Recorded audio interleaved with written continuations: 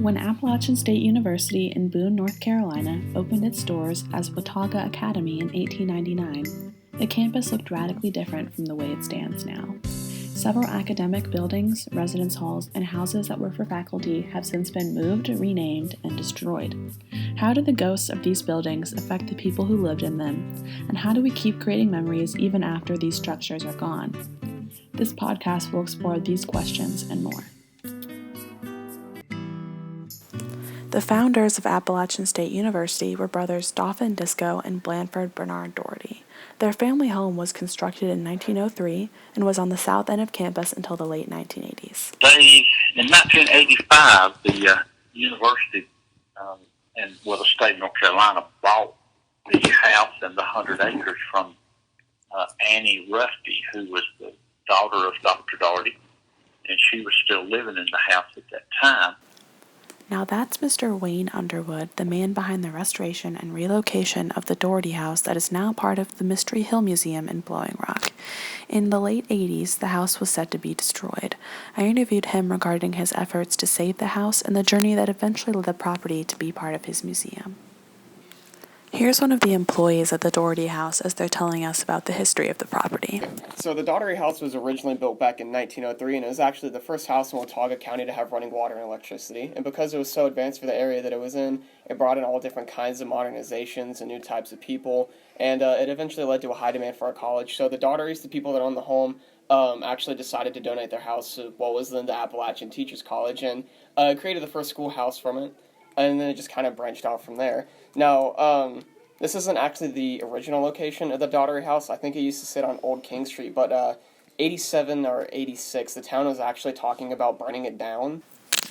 Here's Mr. Underwood talking about the efforts to get the house on the National Register of Historic Places.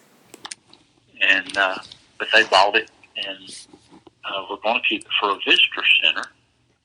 And I was involved with the group that was trying to raise money to get it on the historical site, or for preservation on the historical register. The process of doing that, it was to be in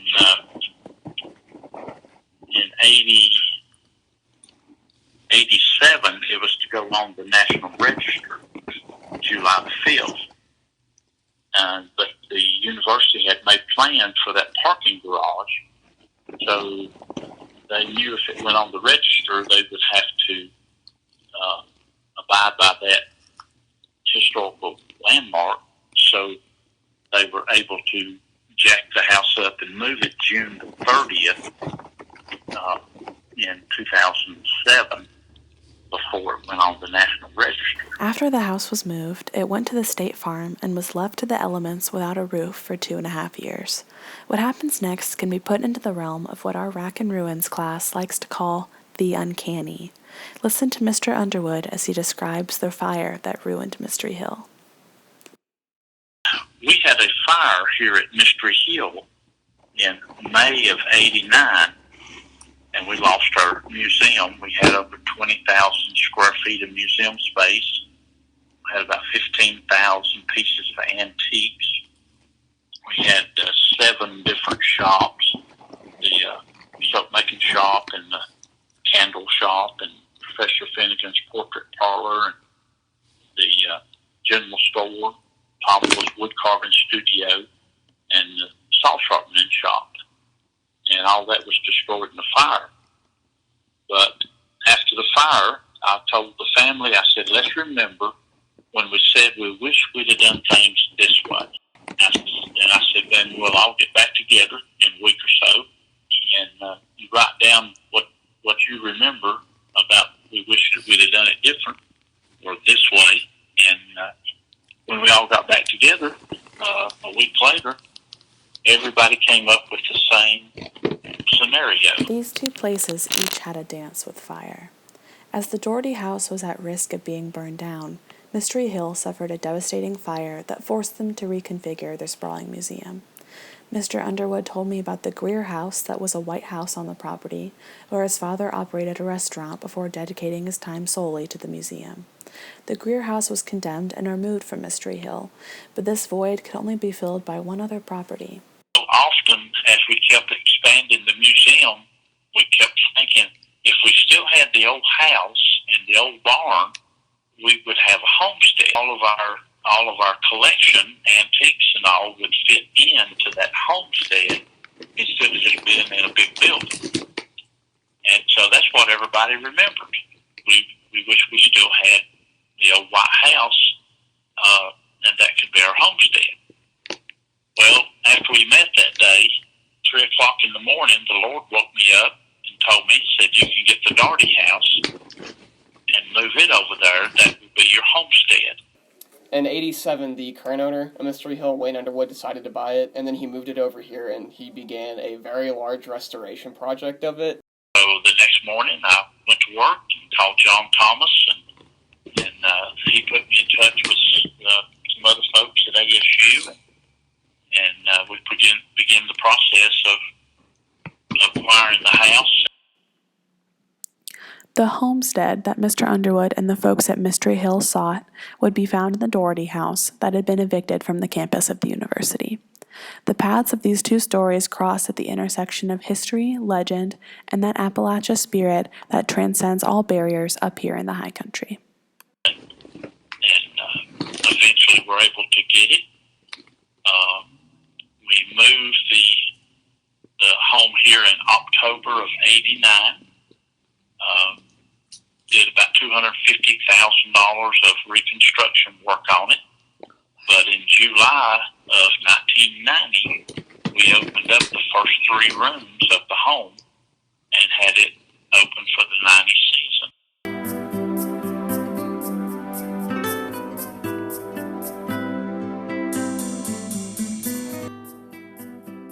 Mr. Underwood and the folks at Mystery Hill have taken measures to restore the Dougherty House to its glory by means of the antique artifacts that decorate the interior of the home.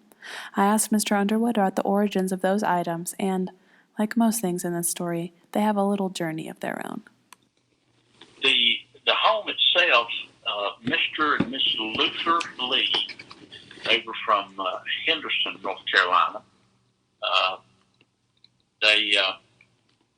They got married at that time in '89. They had been married 70 years.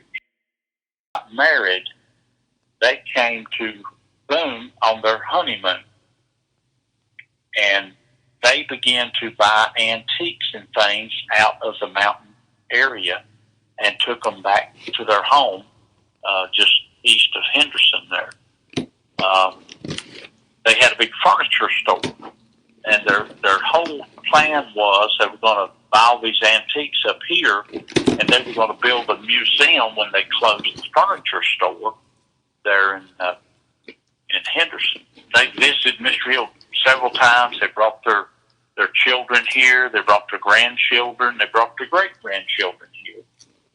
And after the fire, they were reading in the Watauga Democrat about the fire, and they called me up one day. And they said, we have a house. We have a house completely full of antiques that came out of the high country area. The house full of antiques would become the ones that inhabit the Dougherty House now. The series of events that led to conditions lining up right is just perfect. Like Mr. Underwood said, all these antiques come from the high country area, so they remain loyal to the area that the house was built and lived in. I visited the Dougherty House just a little while ago, and I was intrigued by the space. Because the house is 115 years old this year, there was an amazing amount of history and memory that could be told in the air non-verbally just by existing in the room. There is an element of romanticism that overcomes me when visiting places like this, and just knowing my feet stepped where the feet of the owners of the house did too. My favorite place was the kitchen. In that room, a whole side of the room was dedicated to windows that let in the natural light and illuminated the space.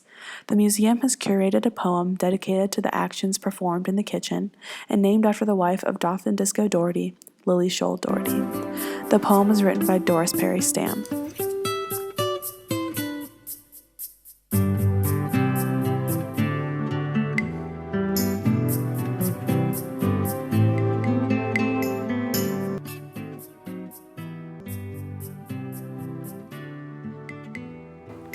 The linen cloths and napkins, glossy pressed, unwrinkled yet. Glads and dahlias brighten the scene, heighten the senses. Raspberries from the garden, now jam on shortbread spread. The long cement wall, under the giant cucumber tree, rising gently from the long stone wall, an evergreen hedge, to the steep, gray, wooden steps. Ladies in hats with gloves and pocketbooks eagerly come to talk and smile, and eat and talk and listen.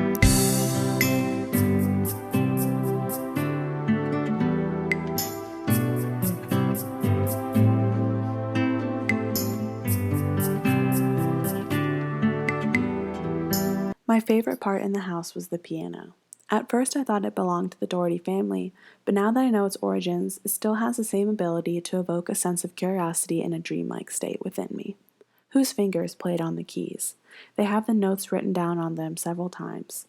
These are questions I have as I pass through the house. The memory of the Dougherty family lives on through their property and the dedicated individuals that keep these ruins alive. Mr. Underwood expressed to me the legacy of the house and how future generations should continue to visit it to understand their cultural heritage. I encourage Appalachian State University students to visit the property to have a greater sense of what used to live on the campus we walk on every day. Every time new feet enter the house, new stories are written, and the story of the house isn't done yet. As Mr. Underwood says, but I don't think we've quit working on it since then. Because when you get a house that was built in 1903, there's always something needs to be done to it.